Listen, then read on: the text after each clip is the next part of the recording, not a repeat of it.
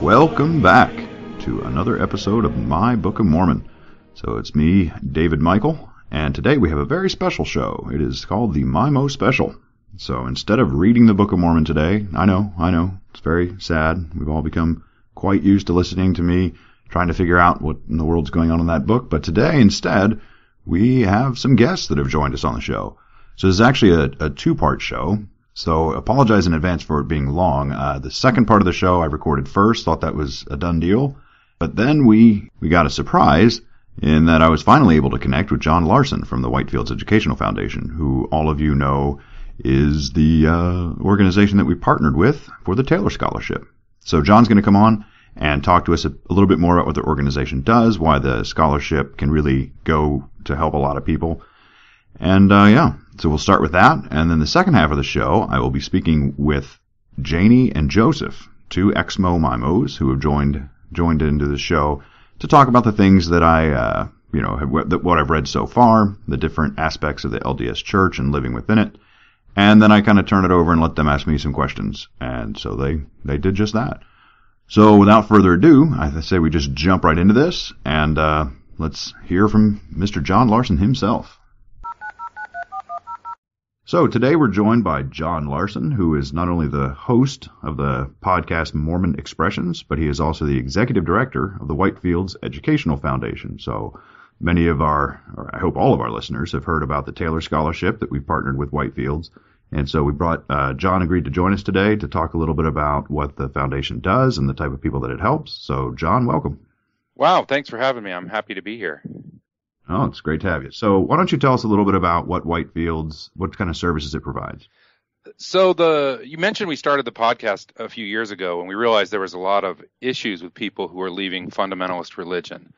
And so we set up the foundation to sort of help bridge that gap, especially when it comes to individuals' identity. A lot of folks who have been in, fundamentalist, really controlling religions, like Mormonism is, tend to have issues with the workplace or with family members or with relationships.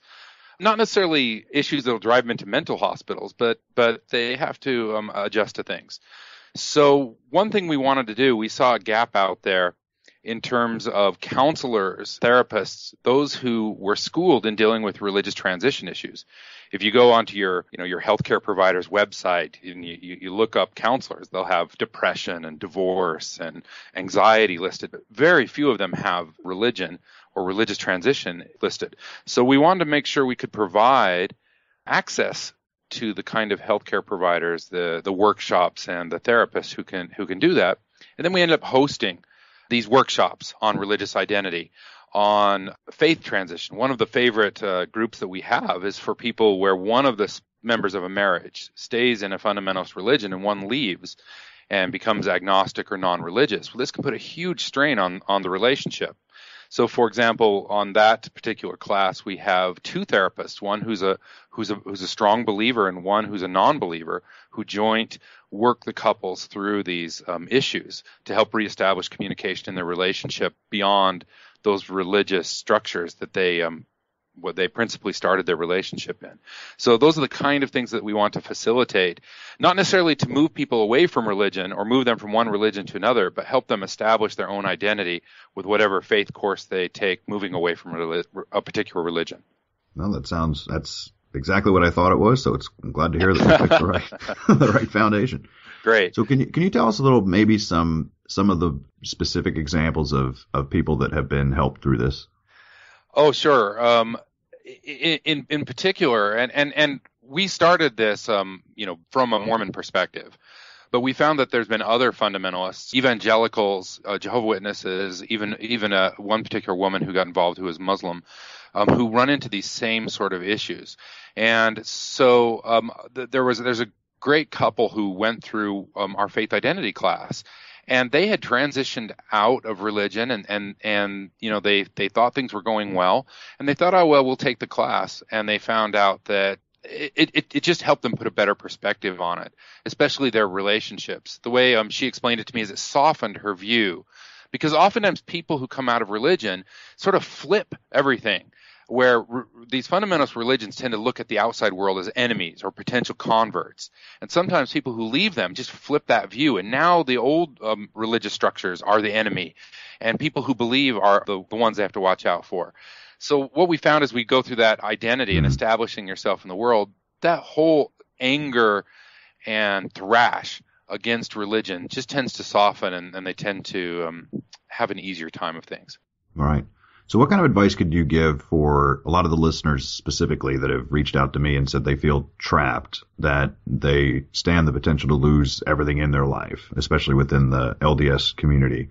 So you could lose family, could lose their job. I mean, are there times where it's best to just keep quiet? Like what is the advantage of, for lack of better terms, coming out and dealing with it? Wow, that is the issue, right? And there's no easy answer because it's individual and the relationships are individual. The number one piece of advice I learned to give people over the years is take a deep breath and slow down. There's no hurry. Oftentimes when somebody finds that they no longer believe their religion, they feel this sense of urgency to set the world straight, to figure out what's true and live that new path. And that's a very fundamentalist way of looking at the world. And, sometimes a lot of folks feel the necessity to write a letter to all their friends and relatives explaining what their belief is. And what I try to explain to people, that's what fundamentalists do. That's not what most people do. Religion is sort of a private thing and something that in polite society we don't talk about. So I think the first piece of advice is to take a breath and realize that these big transitions in life, things like divorce, or middle age, losing jobs are sometimes things that take a little bit of time to work through, and that's why therapists are around. So finding somebody who knows these sort of things to talk through is hugely valuable. That's why we also help establish these local communities. And the internet's great for discovering these, where you can just find other people who've been through similar experiences, especially people who went through those experiences several years ago, because they have that calming effect where things just seem so bright. I don't know what the best word is. Things seem so intense, right? Those first couple years, and it does get better. So I noticed that you're only based in Salt Lake City, Utah. So if people live outside of that area, what kind of ways can they take advantage of the services? Well, we have a couple. I just got back yesterday from Phoenix. We're looking at in the Mormon corridor expanding. Whitefields did start from a Mormon perspective, but when we set up the company, we want to make sure everything we were doing, the curriculum that the therapists were writing, applied in general. So our goal is to make these sort of services as widely available as possible. On our website, whitefieldseducational.org, we do have a list of therapists, and several of those therapists who deal with religious transition issues are available for Skype sessions. So we do have therapists that can refer you to who can help anybody all over the country. But it is our hope to expand these things. So just like the scholarship is helping us fund individuals who may not have the money to pay for these. And we try to keep these services as low cost as possible, but we have to pay the therapist, and we have to keep the lights on and that sort of thing. But our hope is as we grow these services and build out a curriculum that we can expand these all over the country, and that's our aim. That's fantastic. So you brought up the Taylor Scholarship. So one question is, are donations made to Whitefields or the Taylor Scholarship, are those tax-deductible donations? They are. Whitefields is a 501c3, so any donation made, you'll get a statement at the end of the year, and they're completely tax deductible. And these funds are being set aside specifically for this. We're not going to divert those into any of our other operations. So we specifically want to set up a fund so that when people come in and they say, hey, I really need this service, but we don't have the money to pay for it, then that's what we'll use it for. We're really excited about that. That's fantastic. So it's been up for, I want to say, a week and a half, maybe, that I think is when we first started this. So is it possible to tell us how much of contributions have been made into the scholarship so far? Yeah, we were looking at it just right before the call here, and several $100s have come in. I don't have an exact amount, but already we have enough to fund a few people through the scholarship, and because we keep the cost low, every dollar really counts here. We don't have to have thousands of dollars to get somebody through. It's really around $100, and we can fund somebody through one of these workshops. Well, John, don't sell these listeners short. I think we can get a couple thousand if we. Well, that's just all the more people to go through, and you know, like I say, as we start expanding these, I've got a call with some therapists up in Idaho and in Arizona, and we're just really excited about moving this across the country. That's great. So if you are someone that thinks that you would benefit from counseling to go through some of the issues that you have, but may not be able to afford it, what are the right steps that someone could take? If you go to our site at whitefieldseducational.org, and then you'll find counseling services, and we have a contact. Lindsay is the director of those services, and she's fabulous. And you can just contact her directly, and she'll walk you through that process. Her email is on the website. It's lindsay@whitefieldseducational.org, but it's right there, and she can get you started on that. Fantastic. And if someone knows that they may not be in a financial position to pay for it, they could just mention the Taylor Scholarship in that email to Lindsay. Yep, and she can get you going. Yeah, that's fantastic. Well, before we let you go, the last question I have is, when are you going to have me on your show to talk about all the fun we've been having over here?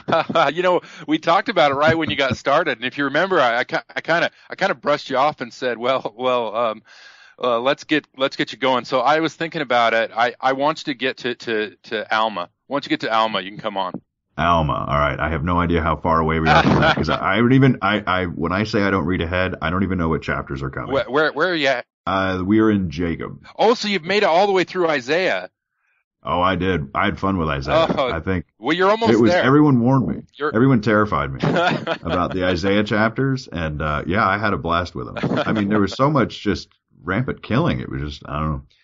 Yeah, we're having fun, and I have no idea how many chapters there are of anything, because I remember when at the end of First Nephi it said, "I, Nephi, make an end to speaking," and I thought, okay, that was Nephi's story, and then I turned the page and said, what second book of Nephi? What's going on?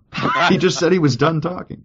So yeah, I love that. I love that you don't read ahead. I can bring you on Alma, but I really want to hear what you think about Ether, which is at the end of the book. That one, so everyone can't count the number of messages I've received that said, You are in for a treat when you get to Ether. So it better be good, because everyone's told me I'm going to be pretty excited. Well, it's you could tell that Smith was sort of running out of steam at the time, so it moves a lot faster. So you got that to look for. No, it wasn't that. They were just almost out of plates, you see. And we only have like 3 plates left. We have to make it count. That's I don't know what you're talking about, Smith. He was just translating, right? You know, if you can slog through the 19th century English, there is a lot of fun, weird stuff in that book, and I'll be happy to talk to you about it. But, you know, we record in a studio. You really need to fly out to Salt Lake and do it live in front of the audience. Well, that sounds fun. Well, yeah, I'd like to find out if there's any kind of ex-Mormon meetup or convention of any kind that ever happens in Utah, because if I was going to make the trip out there, that might be good to time it with that. Well, really, if you go to any bar in Salt Lake City, it's an ex-Mormon meetup. But yeah, there's a that's true. There are some bigger events, and I don't want to bore everybody, but I can walk you through the best dates to come on out. We'd love to have you. All right, sounds great. Well, John, thanks for joining us today, and we look forward to continued partnership. And I'm hoping that the Mymos can raise a lot of money. And if you don't know, Mymo is what a listener to the show is called. So we're the Mymos.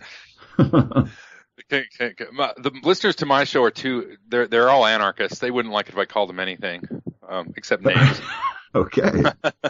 Well, I'm sure. All right. Well, good luck to you, man. No, thanks so much for coming, and I'm going to hold you to it. Once I finish Alma, I'm going to be maybe booking a plane ticket. All right. We'll have you on. All right. Thanks a lot, John. Thanks. Okay. Once again, want to thank John for joining us on the show. It was a great chat with him. We actually spoke for a few minutes afterwards. So what he agreed was, if I'm going to fly out to Salt Lake City to do his show on the air, then we should probably wait until I'm done reading the Book of Mormon. So I thought, fair enough. But I do think we're probably going to do like kind of a short interview for Mormon Expressions after I finish Alma. Apparently, he wants to hear what I have to say about that. So I think I just kind of committed to coming to Salt Lake City at some point. So hopefully we can make some sort of event out of that. And I hope to meet a whole bunch of Mymos when I come out there. And I don't know when that will be. Somebody tell me at this rate how long it's going to take me to finish the book. I don't know. Who knows? At some point. Anyway, so if you like what John had to say, if you think that that's a good cause, I certainly think it is. And not just for yourself. If you have any family members, any close friends, anyone that you know that's in that trapped Mormon state that could benefit from having professional counseling to help them figure out the right next step for their life, then absolutely have them reach out. So once again, if you go to mybookofmormonpodcast.com, you'll see links to the Taylor Scholarship, both at the top and right side of the page.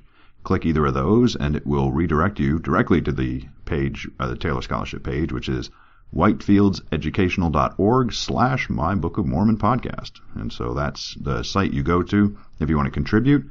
Sounds like we've already got a pretty good chunk of change in there, but every bit helps, and I think we can do a lot better than a few hundred, so I am beseeching all of you, just call this my shameless begging, to go out and throw some money in there.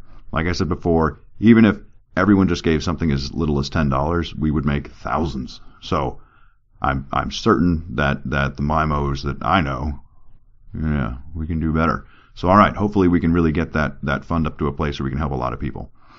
Okay, so now it's time for part 2 of the show, where we talk with Joseph and Janie.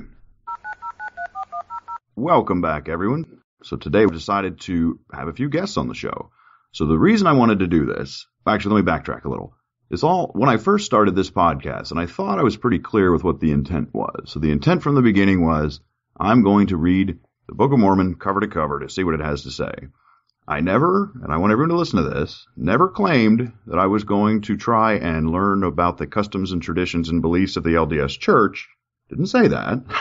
I know a lot of people seem to get frustrated when I miss, like, well, that's not what they believe. And I'm like, I don't know that. I just know what the book says, because that's all I'm doing.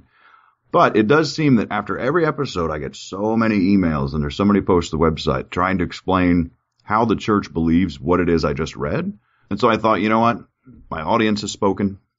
They if this is what they want, they really want me to teach me about the church, I'm just going to say, I give in.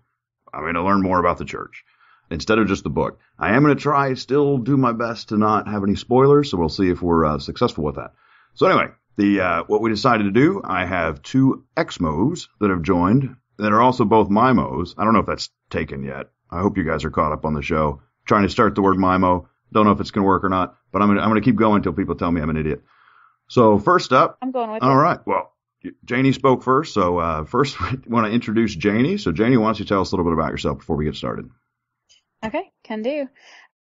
All right, let me make this quick. My parents were converts when I was in preschool. So I grew up in the church, went rebellious and inactive in college, and turned that around and came back full force as an adult. My husband and I married at 21. And we're like, I've had people say, did you really believe? And I'm like, we really believed. We have 6 children and we're true active members. In January of 2011, just innocent happenstance on the internet, someone made some claims about the church. I was close to this person and they were highly offensive to me. And I left this, don't start writing lies about the church. You could have just come and asked me. And I went to bed, laid there thinking, I just called her a liar. Like, that's a pretty big accusation to make. So I should be calmer and fact checked these things she says since I called her a liar. And down the rabbit hole I went. Within 24 hours, I shot off an email to a few trusted church members. I just found out XYZ about Joseph Smith. Like this, I had no idea. I went to seminary for 4 years. My mother taught seminary. I had no idea that Joseph practiced polygamy himself. Shocking, but I didn't know that. And so I was just devastated is the best way to put it. And that took, I can talk about it succinctly now, but that took 2 years of struggling between me and the issues and my husband and the issues, and then my husband and I with each other, and then my husband and I together on the same page, but how would we deal with the children with this? And so we didn't leave the church until January 2013 and had our names removed a few short months after that. So that's where I am now. Well, welcome to the show, Janie. Thanks. And next up, we have Joseph. Hi. I think growing up, my story is pretty mundane. Born in the church and did all the seminary and classes, callings, everything like that. Served a mission in Mexico. Married in the temple.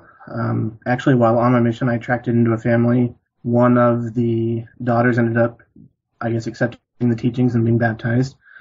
When I got home from my mission, I ended up going back there to see her and kind of see if there was anything between the two of us. Turned out there was. We got married. I brought her here to the States. You got to keep in mind that I was the one that told her that all of this was true. Man. Much to, both our surprises. A few years later, I was the one that, again, told her that it was not true. And this is after she'd made a lot of sacrifice, been the only one in her family to accept it. And anyway, it was a rough transition for us, but she made it clear that it was me and then the church, and that was a very good lesson for me. So we're together, we're strong in this and decided, and so we've been out for probably, I think mentally 3 years. We stopped going probably a year and a half ago or so, and that's pretty much my story. Well, thanks to both of you for joining today, and certainly thanks for sharing your stories. Yeah, Joseph, you definitely have a good woman there. Hold on to that. That's sure. That's pretty great. Okay, so I want to just open it right up with one question that I have. This one, I've reread this section a few times, and every time I read this the Lehi dream, no matter how many times I read it, no matter how slowly, it still just sounds like a senile old man that had a weird dream, right? I can't make sense of it. So if there is let me set the scene here. So we had Lehi standing at some tree with some like insanely white fruit on it or something, and it was just the best tasting fruit just ever. And then we had next to him was some sort of floating building full of people that were like pointing at him and laughing or something. And then there was a dark spot across a river and some rod that led to the tree, and some people figured out they could get to the tree from the rod. It was just insanity. But it felt like this seems important because like Nephi was like, oh, I need that dream too. And so then he got the dream, and it's like, what? There's none of this. So Tom, what is that? What was that dream supposed to be? Janie, why don't you take it, and then I'll pick up after you. Okay. Well, I thought about that. Reading back over it with the viewpoint I have now, I think it's brilliant. It is a brilliant metaphor to poison the well against critical thinking for the people. Oh, okay. Because there's some element of every part of that story where you're going to fit in, and then it's going to, vilify everybody but the people who did what Lehi did. So you have the rod is the gospel or the church or Christ or eternal life. It's whatever. Okay, that's like a lot of different things. It's just anything holy? Like, what is that? Well, I mean, Joseph, do you want to correct me if you think it's something different? As far as what the rod is? Yeah. Yeah, my understanding was it's always just it's the gospel as we have it today in the church. Yeah, the word of God, which can be changed with prophets, but for simplicity's sake, yeah, it's the word of God. And so your job is to cling to that, bar none, like barring anything else. And you're going to have all these things coming against you, the people in the great and spacious building, which is the world, the worldly people, and they're taunting you and making fun of you. So like right now, you're in that building, David, because you're taunting. I think I'm the captain of that UFO. Yes. There you go. And you have people falling away to the wayside, and you have the adversary pulling people away. And the people that make it, that cling to the word of God, make it to eternal life, the gift of our Heavenly Father. And that's the fruit. It's a tree or the church. And some people, speculate that out to the temple, but eternal life, your goal of life forever in the presence of Heavenly Father. And so you can say you have the people that get there and they're unashamed and they have followed the gospel. And some people make it there, but that would probably be me and Joseph. Maybe we're the people that make it, but we're ashamed of it. And so those are the people that like cling. They found the gospel in their life, but then later they fell away from it. So they're on the other side of the tree because they're listening to the mockings of the world, or in my opinion, they're listening to actual logic and reason. They're separating themselves from that tree, and so they're bad too. So in the end, it's like, here's a nice story. Whether you agree with it or not, we've given you a role in this play, and there's only one role that's the right one. Okay, that's my take. Anything to add to that, Joseph? Yeah, I think that was perfect, actually, the way that she said it vilified the other roles, and that's exactly right. A couple of things that are slightly off, well, on topic, but It's interesting to note that Lucy Mack, which is Joseph Smith's mother, actually recounts in one of her journals that this is a story from her husband's, a vision that her husband had. Oh, someone emailed me about this. Yeah, go on. Yeah, so for it to find its way into a supposed ancient record is interesting. The other thing, and this is just kind of ironic, is that it talks about that great and spacious building and how it represents the pride of the world. I don't know if you've ever seen the conference center in Salt Lake City, but it is definitely a great and spacious building. Yeah. That's fun. I never thought about that either until I was thinking clearly, and I thought, wait, Mormons don't really subscribe to wearing crosses. What are Mormons known for? They're giant ornate buildings all over the world. And don't they always try to put them up somewhere high? Like a hovering building? Yeah. It wants to be high where everybody can see it. Are there like paintings of this building somewhere? And is it actually hovering? Because I swear it said that. There's more like cartoon depictions that go in the children's manuals, and to me it almost looks like it juts out over a cliff, if I remember correctly. Gotcha. I don't know if you remember better than that, Joseph. I think growing up, we had the animated stories from the Book of Mormon, and in that particular video, it was an actual floating building in the midst of darkness. But that's just an artist rendition. So funny stuff. Which kind of shows the point in the bigger picture to me. It's like everything can be. I've known people to teach this story and they modify it to where, they'll get more specific about people that are in the great and spacious, like, Obama's in the great and spacious building one year if that's what they happen to be mad at the time. Well, and one thing that the church tends to play on is that it never specifies it. It always leaves it up to the third party to define what's going on. And they use that to their advantage so that they can speak out of both sides of their mouth as opposed to as far as what's going on in the story. Right. So it's crazy. It's crazy, but it's brilliant crazy. I can see it. I can see the brilliance.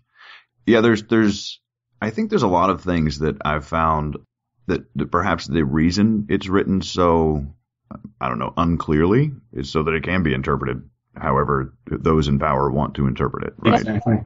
Yeah, yep. That's pretty interesting. So another one that I think that there's evidence that the church is just not following their own book. And that one is a recent one we just had last episode where it discussed, or it basically said flat out, the Father, the Son, and the Holy Spirit, who are one God for eternity or something like that. Like, it was very clear. It was the Christian definition of the Trinity, right? Yes. But, everyone's emailing me. No, that's called the Godhead. And they're three completely different people. They just have the same goal. That's what that meant. And I'm like, well, that's not what it said at all. So, I mean, how do people that are in the church, and both of you were there, like when you come across something that is written one way, but you're told to believe it another, that's different than saying, hey, there's an interpretation. This is actually like, no, ignore the book, listen to me. Because, well, Joseph, do you want to go? You're more, you might know about the details of Joseph Smith's evolving theology on the Godhead, but I would say it just, whatever is the most recent revelation trumps what happened before, because we're a true and living church with a prophet guiding us. So, that was a limited understanding. And then they'll just fudge the terminology. Like they'll say, well, if you're married, you're a couple, you're an entity as a married couple, but you're two beings inside of that. It's just wordplay, basically. Yeah, I'm not sure I could add much to that. Yeah, and honestly, to me, I don't, what difference does it make whether it's 3 or 1? Right. And I mean, knowing, some people know more now from a historical perspective about the influences around Joseph Smith, and that he started off Trinitarian and changed the doctrine. Like, I don't know if you'll go into Doctrine and Covenants. I think I will. Book of Mormon. I think I want to. I've gotten enough egging on from the Mymos. I think Have you? Because actually, let me just ask that question. What do you guys think? Yes or no? Mymos. Oh, Doctrine and Covenants is just. No, I'm saying, is that a nickname that has any merit? Oh, Mymos. Yeah, totally. You're going to go there? All right. Yeah, well, I thought you were asking me if you go for the Doctrine and Covenants or not. Right. You're the only 2 listeners I've ever actually spoken to. So that means that I have 100% acceptance of Mymos. So now. It's a consensus. Okay. The other reason I brought it up again was just there have been several Mymos that have said, you got to read that Doctrine and Covenants. So yeah, I want to do that next. Although someone said that the Pearl of Great Price is like infinitely more racist than the Book of Mormon. So that one sounds exciting too. But anyway, we'll see. Yeah, it can be. So I don't know which one will be next, but I think that the most votes so far seem to be Doctrines and Covenants. Although that one sounds painful. Isn't it just like a bunch of bullets? Can I defend myself for one moment on the racist thing? Oh, sure. Because, and this might show my own ignorance or the beauty of indoctrination. That was a completely foreign concept to me until I was immersed in literature critical of the church. Someone said the Book of Mormon's just a racist inherently, and I never even looked at it that way. I don't know how to describe the weight of that besides saying that I like really was like, racist, huh? And as soon as I even allowed the thought that it could be, I was like, oh yeah, it totally is, but it just was never framed that way, and I didn't even consider it. And I tried not to think about blacks in the priesthood pre-1978 because it hurt my heart, so I just didn't think about it. So Joseph, what about you? Did you kind of recognize that it was racist, or did you gloss over that too? I think I glossed right over it. You know, you wear your Mormon tinted glasses, you see what they tell you to see, and what's sad is that I even went on a mission to a foreign country. I went to Mexico, where they are of a different skin color. I don't even think it struck me then. You know, I just didn't see it, but I can see how far I was into it when I speak with people who are in the church. And, you know, I'm past the debating stage, I'm past the arguing stage, but we'll talk about subjects that still kind of bother me sometimes. And that comes up and they just don't see it. You know, a lot of them, they just don't see it. Right. It's almost similar to people saying America's not racist and has never been racist or something and overlook slavery. Right. Because they really love America. And right. You understand that they love America, but you're like, yeah, but you got to recognize some. I feel like it was the same for me. I just didn't even think about it. So here's the difference. You mentioned something earlier that the Book of Mormon or any of the religious doctrines, that there is a mechanism to change them, right? You said like a prophet can change it or update it. Yeah. So, you know, America had a pretty, we were pretty wrong, right? Unquestionably when it came to the treatment of African Americans. But we corrected it, right? So we actually amended the Constitution. We passed Civil Rights, Act. So it's like there's ways to, yes, it's bad, but we did the right thing now. But this is still in the book. You know what I mean? Mm-hmm. You have the power to take it out. Why is it still there? And that's interesting because the Mormons are taught that from Joseph Smith himself that it's the most correct book on the planet. And yet the church has gone through and made subtle corrections. They don't announce the corrections. And so if you're not looking for them, if you're not buying the updated editions, you're never going to know about it. It's one of those things where they don't retract the teachings, they just stop teaching it. Well, if I remember in the very first episode, there was a little blurb in that chapter that was explaining the italicized sections and all that. And it said, like, in this version. And I remember thinking, what, there's more than one version? Yeah, like, exactly. And I was almost like, on software, it's like version 4.2.1 or something. I was looking to find the version number, but it wasn't there. So I don't even know how you would get an old copy. I guess you'd have to like dig through some old libraries or something. And that's not just with the scriptures. There's commentary about church manuals that get changed, but they never say this is Gospel Principles Edition 1 and Edition 2, because then you could put them side by side. It's just a new year, a new printing, and a paragraph's gone that was there the year before, which actually is very convenient because when people came to talk me back into the faith, and I'd say, well, I have a problem with literal Garden of Eden or literal flood or, the Israelites coming over, the whole Book of Mormon story, basically. Well, you're taking it too literally. And I get really mad because I'd be like, well, how was I supposed to know that I'm sitting here and I shouldn't be taking it literally when I'm being taught it literally? Was there like some secret code? Because I believe this wholeheartedly. Yeah. That is kind of my canned response to because I actually, believe it or not, there are some TBMs that are listening to the show. I mean, if you actually go to the website, there's one, K Clem, I think is the, handle that they created. Mm-hmm. Every single episode has like this long diatribe from this person. And I have the ability to like delete them. I can do whatever I want on the site, but I figured, hey, you know what? Anyone that wants to leave a post can leave it. I actually once I didn't allow one, because they actually said, I know that person, this is their full name.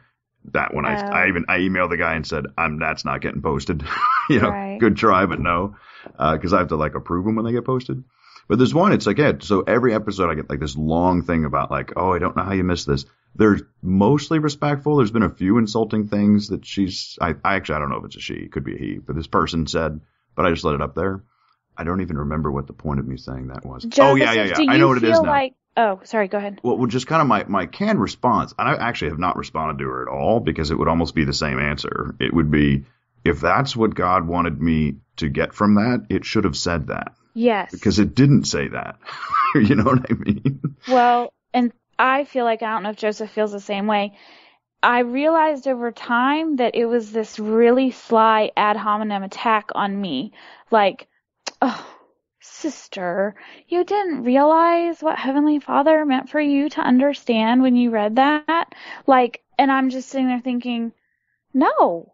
I mean, and what they would say would sound reasonable, and I think to myself, if that's what it said, I'd be okay with it, you know? Yeah. Yeah, it just, exactly. It was very frustrating. Anyway, what was the question you were going to ask me about the TBM that was posting all over? Me or Joseph? I thought you were No, about I was going to say, I was lost in your comments, and I noticed that too. Like, there was a jibe at you, like, I can't believe you missed the most, something like the most candid philosophical nuggets in this, David. And I'm thinking, the Book of Mormon does not stand any ground on, philosophical issues. Yeah, she called defensible. me a bumbling Yahoo at one point in there, and I thought, okay, I'll let that go, no big deal. But the one that actually did insult me is when she said, I know that you believe that life is just random and has no meaning. And I thought, when did I ever say that life has no meaning, and who are you to assume that, Right. Presumptuous.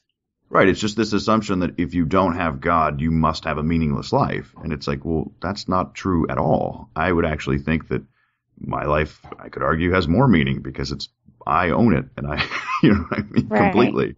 So yeah, that was the only one that I really thought about replying, but I just have this feeling that the second I do, it's almost like there's a missionary knocking on the door, right? That's what every one of those posts is. And if you let them know you're home and open it, well, now you're in, right? Right. So there's just a part of me. It's like I could tear every argument you're making to shreds, but it's like as soon as I do, you're just going to post 10 more, and I just don't have the energy for it, Because I am not a philosophy doctorate or have any kind of skills in what is it called, anti-apologetics or whatever that's called. Right. I do my best with just the brain I have, right? But yeah, it's not the reason I started this show. I just want to know what was in this book. And so I figured I'd record myself reading it. Which reminds me of there was one of the atheist conventions, and someone said that God told them to come with their message, and so they said, "What's your message?" Well, my message is that Jesus loves you. And someone made the point, well, if God communicated with you to travel here and to give us a message, wouldn't it have behooved him to give you a message that would actually help us, Right. And I don't know if Joseph, because I did not serve a mission, I don't know that many people that, like, most missionaries would probably be thrilled to hear someone's reading the Book of Mormon cover to cover, but most don't sit and read it cover to cover that I was familiar with. They're kind of fed chapters to read, and missionaries have them start off with like Moroni chapter 4, start here and then read here and then go to 3rd Nephi. And so it's interesting. I don't know, Joseph, if anyone that you taught did just start at the beginning and No, it was very much cherry-picked according to the discussions that we gave them. Were you ever successful, Joseph? Did you convert anyone? Yeah, much to my chagrin. Do you feel like you have to go back to Mexico and be like, my bad? I have literally struggled with that when I first got out. I kind of felt like I went there and I told them all this stuff. I kind of need to go back and tell them that it's not true. But I was talking with my brother-in-law the other day, who is still an active member, like you would say, at TBM. And it just kind of came to me at that time that the church, I do see it as a net evil, but to a lot of people there, it's a stability factor. If it's doing good for them, then okay. And if it's not, then they'll leave. And so that's kind of where I found my own comfort. I don't want to dismiss my role in where they are, but right. Yeah. It's not my place to say that this, what's written in this book cannot help people get through their lives in a positive way. I don't know, maybe I'm sure that's true for some people. I can probably take a look at their life and point out many negative things that are an aspect of this as well. But yeah, I mean, again, doing this was never an intentional attack, right? Right. It wasn't. I'm going to read it. This is your book. I want to read it. Let's see what it has to say. And it's not my fault. It sounds ridiculous, right? I didn't write it. Don't get mad at me. It's your book. Right. And true or not, the way the church teaches it is at a very, fifth grade level. And so they're not diving into the quandaries of the doctrine. They're saying, Jesus wants you to be good, help your neighbors, et cetera, et cetera. And so, like I said, true or not, if you do decide to live by those principles, then yeah, you can find an improvement in certain aspects of your life. John? Yeah. If I can make an observation about what your podcast got me thinking of from the very first one I listened to was, I just looked at my husband and I said, the whole church talks more about reading the Book of Mormon than they do reading the Book of Mormon. I mean, there's no Sunday school classes in my experiences that do what you do. We're like, let's just start here and start reading. Even the ones on the difficult chapters, like the violent ones you've been through, it'll have a theme topic, and then it'll say, oh, Sister So-and-so, can you read 4 through 6? And then talk. And then Brother So-and-so, can you read 9 through 11? And all of a sudden, if you're, most people are like playing on their phone or half awake or they're chasing their fourth kid. But the people like me that might be in the back going, okay, I'm going to look at this skeptically, and I'm going, you just skipped the ones that I have questions about. Right. So, and a few years back, like we used to have, like adult groups would have like a potluck and pick someone's house and read scriptures. And we had a group of us that were doing it that way. We'd just sit there and start reading. And when someone felt a thought to talk about, we'd stop and they'd talk. And if we didn't, we just read. And the church came out and said not to do those anymore, that it was taking time away from our families to only attend our meetings. And now on this side, I go, how convenient, because I was learning more in those than I had in 10 years of Sunday school. Sorry, Joseph, you had that experience? I was never part of a group, but I remember hearing about those as if it were an evil practice. It was always surprising to me that those who were looking for the quote-unquote deeper light and knowledge were those that were being cracked down on by the leadership. So was the idea that they didn't want like unsupervised reading? Is that like you need an authority figure there to tell you what you're supposed to get out of it or something? Bingo. Okay. Everyone has authority through the Holy Ghost, but you only have authority for yourself through that. And you don't have authority for someone else unless your calling specifically gives you a reason to be serving them. So the only person that can speak really for the whole church is the prophet. So if we were all just, like the idea of what we're doing now, just 3 people critically examining it, well, we have no authority to do that. All right. Without so hypothetical. Each other. Let me see if I understand this right, because this is pretty interesting. So let's just say I meet someone on the street. We sitting next to each other in the park. Our kids are playing, whatever. And he brings up that he's a Mormon. And I say, oh, that's interesting. Tell me about it. Like, is it his goal to convert me, or is it actually not his right to convert me because he doesn't have the right, missionary permission card at the time? Every member a missionary. Every member a missionary. You have that calling. Okay. Because you're a missionary. But you wouldn't be interpreting personal revelation for that person. So you'd be a missionary for the church. I don't know what. They actually, they released the manual that the missionaries use, the full-time missionaries, to the membership so that they could look over it and kind of be prepared for just that occasion. Come on, guys. Let me read that next, please. Oh, Sounds awesome. I have, you're more than welcome to. I have it too. And that was one of the last things that I did as my last clinging on to the cliff with my fingernails. The bishop said, read the scriptures. Just please read the scriptures. And I'm like, no, you don't understand. Every time I do, it gets really worse. That's what pushes you away. Yeah. So I decided that we would read Preach My Gospel instead. And, it's just very watered down. Oh, is it really not that exciting? No, it's exciting. I mean, well, It's not, you're not gonna read about racism and dealing with that issue no. in the Book of Mormon and Preach My Gospel. That's the kind of thing. I already had serious questions by then, and it wasn't going to answer those questions. Yeah. I imagine if you're doing a sales pitch, which is what you're doing, you don't open with that. Yeah. That Right. one. Yeah. All right. But it does get you into the missionary mentality of the tactics that they use, and that's what's interesting about it. Not so much the doctrine it gets into, but the tactics I think that they use to. Yeah. Yeah, it'd be interesting to compare. Way back in my college days, I was, a salesman. So I wonder how much of the same techniques that we were taught to, sell more to a customer is. It's probably the same thing, I would imagine, or very similar. Well, have you heard about heart sell?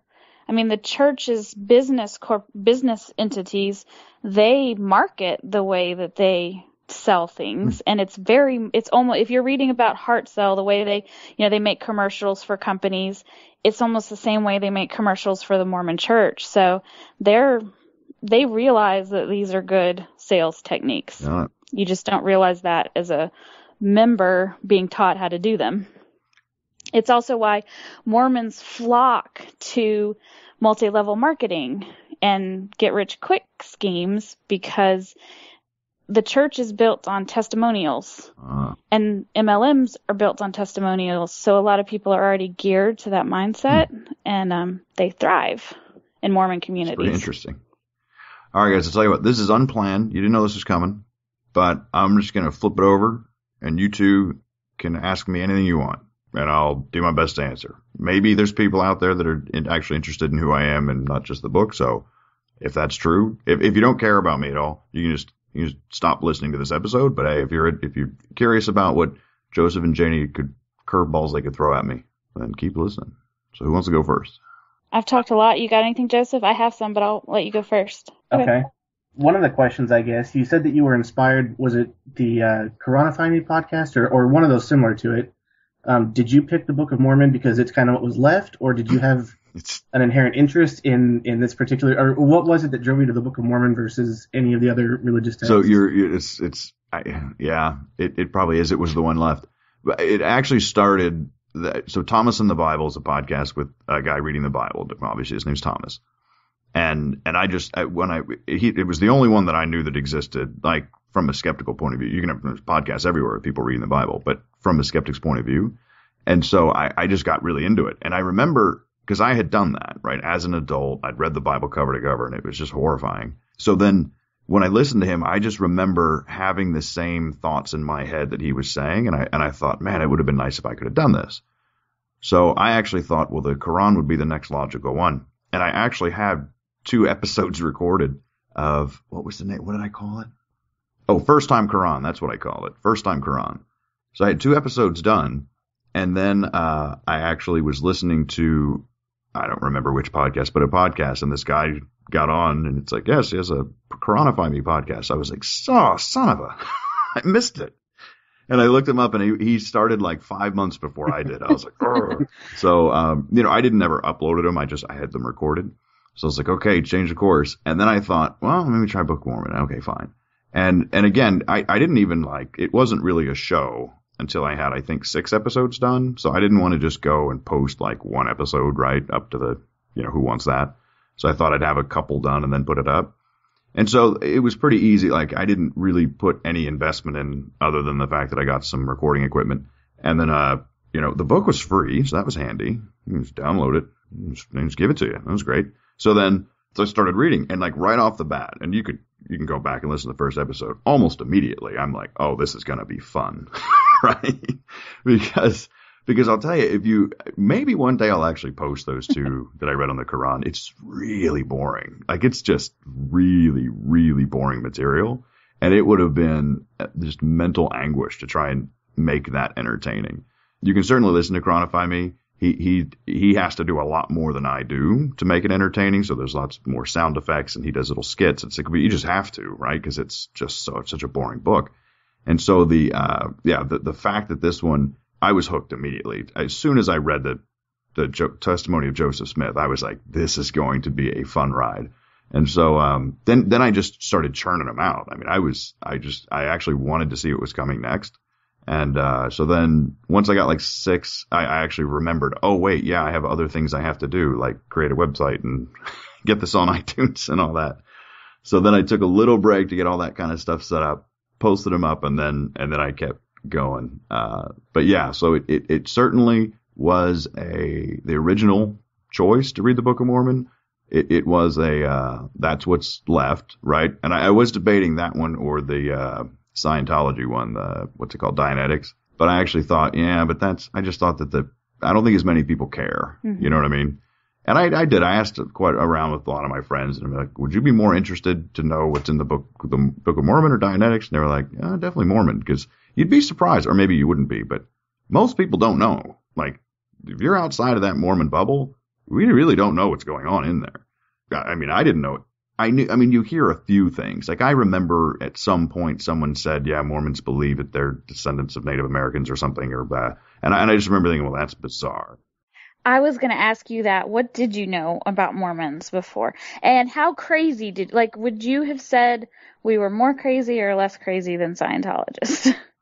Well, I have to admit, what I know about Scientology, I've, from news stories about Tom Cruise and, you know what I mean? So I've never really studied it. So I don't know that much about that either. Okay. Gotcha. But in Mormonism, so there is there's the, I guess, public perception, which I think that the church has done a really good job of marketing, right? So when someone outside of this bubble, right? So you can just say that's who I am. If someone says Mormon, you instantly think of this nice, happy, smiling family, right? Because they've just marketed it so well. That's what we think, And so, and then I remember, so it's kind of like, well, I know they believe something, but they're just so nice. That's what you always think. They're just so nice. But then I know I knew that polygamy was a thing at one point, but then now it wasn't. I don't really know when that happened. I read there's a Sherlock Holmes book about the foundation or the Brigham Young story. I can't remember what it's called. Really? You guys know what I'm talking about? It's one of the four. No, So Conan Doyle wrote. Actually, it's not. It actually might not be a Sherlock Holmes book. It was just by the same guy that wrote Sherlock Holmes. I think it was a Sherlock Holmes. But anyway, yeah, he wrote a bunch. So the whole Sherlock Holmes series was, he wrote little short stories for a newspaper or a magazine, right? Right. But then he actually wrote 4 books, and so I know that Hound of Baskervilles was one. That's probably the most famous. Sign of 4, and then that one I can't remember it. But yeah, it's a story of.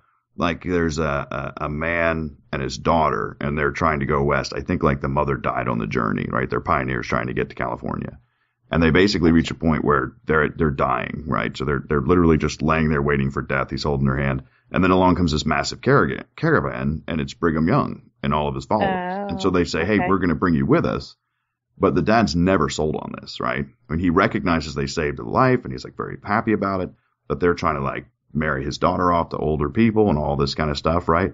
So it's really interesting. So I'd read that years ago. So I was vaguely aware of, I guess the migration to Utah, and at least the way that it was portrayed in that book. But it's a piece of fiction, so you take it for fiction, but you assume there's some truth in it. And then let's see what else. There was a South Park episode, which is hilarious. I should watch it again. And shockingly accurate. Yeah, I was waiting to get to that part. I'm reading the Joseph Smith story, and I was like, okay, when are they going to break? And he has to rewrite them, and it never came up. And I was like, oh, okay. So I don't know if that's later. But then some people have told me, because people have emailed me about it, that it's not actually like in anything. No, it's just like historically, you'd have to dig for it, and you could find that. I'd struggled with that as a church member. I don't know about you, Joseph, but I did think to myself, if I gave this book to somebody in Timbuktu, it isn't familiar with Mormonism at all, and they read the book, and then I said, tell me what you think a meeting's like, and tell me what you think our buildings are like, and tell me what you think we do, they would be nothing on par with what modern Mormonism is like. It's just like any other group. It's just evolved over time. Right. Yeah, there's not going to be those church history hiccups in the Book of Mormon. There'll be some nuggets in the Doctrine and Covenants for sure. Mm-hmm. And I'd also seen the musical, and there was a few snippets in there that could give you some idea. Like, I think they referenced the Native American thing. I'm fairly certain they did. And I do remember when he was trying to convert the mean, tribal lord guy, that one that was going to kill everybody. And he actually made some reference like, and God said that you could get into heaven after 1973 or something like that. So there was kind of a hint there that there's some racism somewhere in the religion, or at least was. So you get hints. You can't. It's hard to live in America and not hear of Mormons, right? But yeah, the stereotype is either they're just the really nice people up the block with a bunch of kids, or they're living in compounds with dozens of wives, right? That's kind of those are the two. So no close friends or neighbors or work. There's someone I work with that is. I'm on the same team as him, so he lives somewhere else, but I see him from time to time, like when we all come together for a meeting. But he does not bring it up. Like, actually, I wasn't certain if he was, or if that was just like a rumor. I know that he doesn't drink coffee or alcohol or anything, but actually this trip I was just on. So I think it's just, you guys probably know I've been away on a business trip, just got back today. So we were somewhere pretty warm, and he was wearing shorts. And on one of his legs, I could see his magic underwear sticking out. And I thought, holy crap, that's a real thing. So yeah, I'm now fairly certain. Does he know you're doing this podcast? No. Oh, okay, no, okay. I'm not. That would just be mean, But anyway, I just didn't know if it was circulating through work. There's certainly people that I know well at work, so like close friends that I know are like-minded, and some of them have been pretty good supporters and given me advice, and are enjoying it too. So there's certainly some of them, but yeah, outside of that, if I don't know you very well, you're not going to know I'm doing this because you don't want. I'm not trying to outright offend people, Right. So right. Yeah. So yeah, there you go. So that's what I know. I don't remember where I heard about the underwear, but I wasn't even sure if it was true. And I looked it up, and yeah, that's a true. That's definitely. Okay, talk to me about the underwear. Is that in this book? I assume not. No, Nothing's and it's not in anything. Why does the church have this book? It doesn't tell me anything. Like you said before. I don't know. How would you answer that, Joseph? I mean, a lot of it is just that it's a bigger picture thing. The book shows that God still talks to us, and then everything else gets muddied in details. That's one of the criticisms, is it claims to contain the fullness of the gospel, and yet there's nothing about, like you said, garments or temples or anything that we practice. I keep saying we, and it's habitual, that the modern church practices. So yeah, the garments supposedly come from the Adam and Eve story, according to the church. So that's where that comes from. Yeah, they sure looked ugly. And if you do Doctrine and Covenants, I really hope you do, because, and I don't want to, I know you want to do it without knowing too much, but it has more like justifications for things, and you can tell that Joseph was maybe reading this part of the Bible while he was doing his, I'm doing air quotes, translation of the plates, or something sparked oh, what is this thing? Oh, it talks about priesthood. We need priesthood. Oh, it talks about temples. We need to build a temple. But it's still not giving you details. And just like the Book of Mormon has been changed a lot, the temple ceremony has been changed a lot. And so I would always posit that leaves you kind of with a choice that either Joseph was lying or God said it wrong the first time. Because if he got this stuff directly from God, why do we need to keep changing it? I don't understand. Yeah, even the garments themselves have changed. The early style, the most direct revelation from God to the prophets. Why is it we keep changing it? And he just kept going back to, well, that's the beauty of having a living church, having a living prophet, having revelation constantly. And my argument was, no, either we got it right now, or I guess better said, it's either wrong then or it's wrong now. You can't have it both ways. But they changed everything. I mean, they've changed the style of the garments. They've changed a lot of the stuff you do in the temples. Like I said, they don't tell you about it. I sat behind a woman in church one Sunday, and there was an undercurrent to the lesson that was about gay marriage without saying that overtly, but one of those days where you can tell that's what everybody's talking about, because the wickedness of the world and how they're trying to change the definition of marriage. And she raised her hand and said, "I'm just so glad that God never changes." And I'm like, just polygamy, and someone next to me elbows me jokingly, and I was like, seriously, how can you say that? Things change all the time. Yeah. All right. Well, this is your last chance to throw any questions at me. No, I don't know that I have. I think you've answered my questions. I guess a suggestion or something that if you could probably do this project with Mormonism ad nauseum, but the children's magazines are fascinating, and you might not even know that exists, but the LDS Church produces a magazine called The Friend, and it goes to the children, and reading through that is a fascinating way to see how people like, Joseph and myself probably grew up with stories that indoctrinate you into loving the Book of Mormon without really knowing the first thing about what it's about. All right. Yeah. So I might check that out. Someone did send me a tweet that was about a cartoon show, and it looked pretty hilarious. I don't know if it was there's Brother Jake videos on YouTube that are hysterical. They're kind of tongue in cheek, as if it's a missionary defending principles of the church, but by the end you go, that doesn't make any sense. Right. I appreciate what you're doing. I think that, to me, the beauty of it is you're doing exactly what the church asks people to do, and it's probably not how they expect it to turn out. No, I don't think so. Yep. So, Janie, is there anything else you'd like to say before we go in terms of any groups that you run that you'd like to get the word out or anything like that?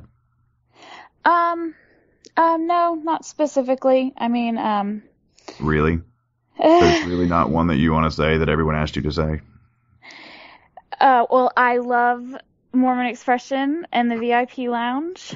And there's also Mormon Stories by John Larson. There's a really great. Are you seriously not going to talk about the Dallas Facebook page? Really? Oh my God. I'm so sorry. I teed you up and you're like, I don't know. I think I just choked. You made me nervous.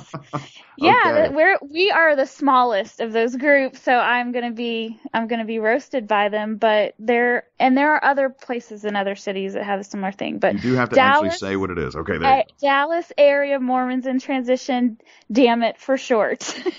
We're a group, and we get together in person. So a lot of people mentally leave the church years before they can physically leave it because they feel like they'll have no friends and no support. And I just would like to say that we're out here and we bring each other casseroles and we meet and have potlucks, and the good things about the church can continue without the nonsense that comes with it. Fantastic.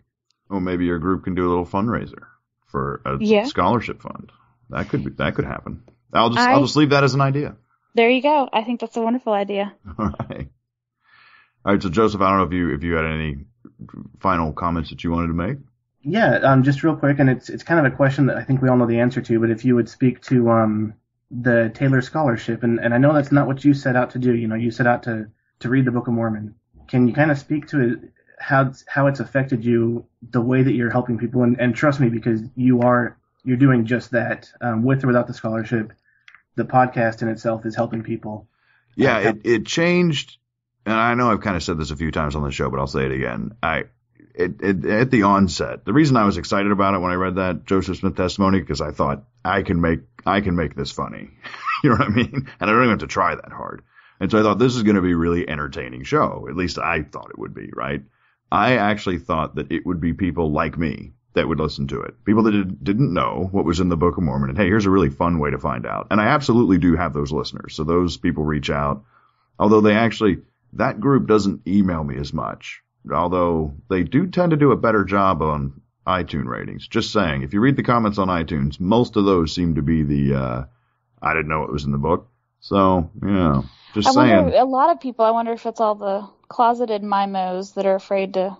Look at you using Mymo in a sentence. Congratulations. All right. Yeah, it could be. But, on iTunes, you just make up a name. It's not even okay, I couldn't remember name. if it's under your iTunes account. Maybe I'll specify I can't get some people to join the Damn It group sometimes because we're not secret, so we're closed. You could be seen that you're in it, but you can't. And they're like, my family will see you and go crazy. And I'm like, I know. But back to your other question, Joseph. So that's how it started, right? I just thought it would be something that was entertaining.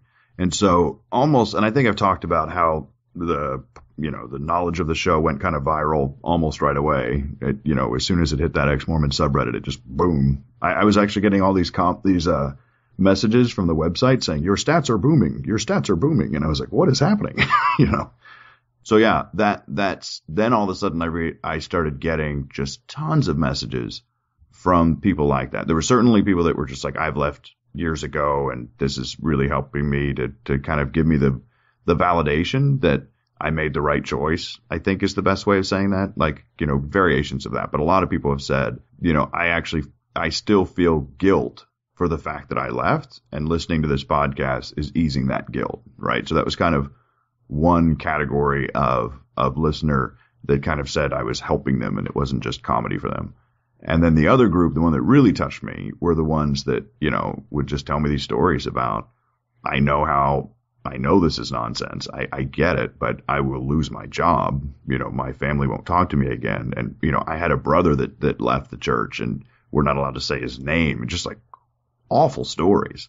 And for them, and they were just basically like, because I can't talk to anyone about this, at least two of them used the word therapy. You're my therapy. And I thought, oh my God. And then suddenly it felt like it was like a responsibility that you can't quit now, right? Not if this many people are kind of counting on you in a way, which I never anticipated, but there they were. And so it changed the way I thought about the show, the way I went about it. I actually think when I listen back, I mean, I don't have time to listen to them very often, but sometimes I have to for references. And I think the show sounds different from like 9 and 10 than it did from 4 and 5, just because I sound more excited to be doing it, right? At least I feel that way. And so I don't know. I just thought, is there anything else I can do? Oh, actually, I'll tell you what else happened is that several people emailed me and said, hey, you don't have a donate button. Where's your donate button? I want to send you some money to support the show. And I thought, well, look, I knew going into this that this was going to be a hobby. Hobbies cost money. I'm okay covering the costs, right? And so I would just reply, it was really, really very generous of you. Really appreciate it, but I don't want to take someone's money if I don't need it, right? So that was kind of my response to those. But then I started thinking, well, wait a minute, people want to give money. Maybe we could do something good with that money. Because, I would just blow it on booze or something. So, I thought we could do something good with it. And so that's I actually went out to Reddit, I think, and I just posted, hey, this is what I want to do, right? I basically said, I want to start a fundraiser to help an organization that helps people that are trapped in the church. Does such a thing exist, right? And there was actually a few different responses. One of them focused on getting women and children out of polygamous compounds. Not that that's not a worthy cause, but I was also like, that's not really my listening audience, I don't think. And so that was more, but then there was this other one, this Whitefields Educational Foundation, that focuses specifically on that. And I thought, this is perfect. So I reached out to John Larson. He got a hold of me. We still have not connected. I know I want to, he's agreed to come on the show and talk more intelligently about what they do, because I don't do it justice, and I know I don't. But they help people with the reality of the situation, right? It's not like they're not going in there telling people this isn't right, you shouldn't believe this. Like those people are already there, right? It's okay, you're living in a real world, and that world is Utah or wherever they are. And so there's real life problems that you have to face, but you don't have to face them alone. So that's, once I found them and they were interested in partnering it up, and I thought, this is perfect. And I went through all of my old emails saying, where are those people that asked if they could send money? Right? I emailed them back right away and say, okay, change my mind. I want your money, but send it here instead. So yeah, I think there's the generosity of some of the people, just showing me that the Mymos have a generous heart. I thought maybe we should take advantage of that and do some good. Hopefully that answers your question. Yeah, definitely. Well, all right. Well, we're like at an hour, so this is actually a pretty long show. But anyway, I had a lot of fun, and for all of the listeners out there, if you enjoyed this type of show and think, hey, you know what, maybe every 15 shows or so we take a break and do one of these again, very open to it. So obviously, if you think this was like, no, I just want to listen to the book, stop doing that. Well, then you just can skip this one. So I don't really care about that. I don't want to put it out there if no one's listening to it. So certainly let me know if you guys think this was fun. and then we'll do it again. And if you wanna be one of the ones that comes on, then you can email me that too. So one last time, thank you so much, Janie. Thank you, Joseph. I had a lot of fun, and I've learned quite a bit. So, I don't feel like you spoiled anything. So well done. You very easily could have dropped some spoilers on me. I think we pulled it off. So yeah, you got good stuff coming up too. Oh, very exciting. Everyone keeps telling me, oh, you're going to be in heaven when you get to book at Ether. Everyone's telling me Ether is just going to be my crowning jewel. But I think it's at the end though, right? Yeah. So there we go. We're going out with a bang. I'm excited. There you go. All right. Thanks, guys, so much. Thank you. And goodbye. Bye. Okay. Well, that concludes the very first Mymo special episode. I hope everyone enjoyed it. I do want to apologize to Joseph. About 3/4 of the way through the audio, we had a equipment malfunction, and so there was part of his audio was accidentally corrupted. So you might have heard a little break in a sentence there that may not have made a lot of sense. I did my best to edit it together, so Joseph, I'm sorry if your audio got a little, if your full thought wasn't captured, but I did my best. Okay, well, once again, everybody, thanks for everything that you do. I will have another show out on Monday where we're going to be right back into that monstrosity of a chapter of Jacob 5. I'm a little freighted. The thing is huge. But anyway, we're going to get back in it. So I hope everyone isn't too upset with me for not reading today. I had a blast doing this. It was great talking to John, Joseph, and Janie. So yeah, hopefully we can do this again sometime soon. But for everything that you do, thank you. So don't forget, rate the show, leave comments, send me emails, donate to the Taylor Scholarship, all that great stuff that you do, and we will see you very soon. Oh, wait. There is one last thing. I forgot, if you want to listen to after the closing music, there's a little bit of an Easter egg there for you. So, okay, now this time I mean it. Mean it this time. Goodbye. This song is licensed for use within this podcast. All song and copyright information can be found at www.mybookofmormonpodcast.com.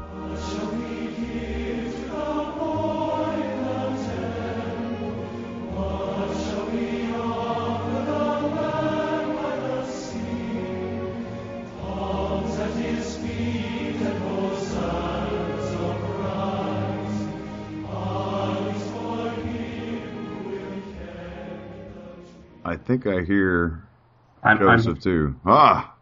Yay! Let's see how long this lasts. Mine's the same way. I can't accept Janie, but I've got David added. Weird. Okay. Hi, Joseph. Weird. Hi, Janie. How are you? I'm good. So app says recording in progress. So that's a good sign. Okay. All right. Let me turn on my audio. Does that sound good? Sounds good. Yeah, All sounds right. good. Okay. All right, now this is awkward. I've never just started with other people listening, but okay. That's okay. You feel like you're being watched. I know. I suppose I could record this after the intro, but what the hell? I'll take a shot at it. If it doesn't work, I'll cut it out, and then I'll just do another one. But okay. Welcome back, everyone, to another episode of My Book of Mormon. So today we have a special episode. I actually won't be reading from the Book of Mormon today. I know.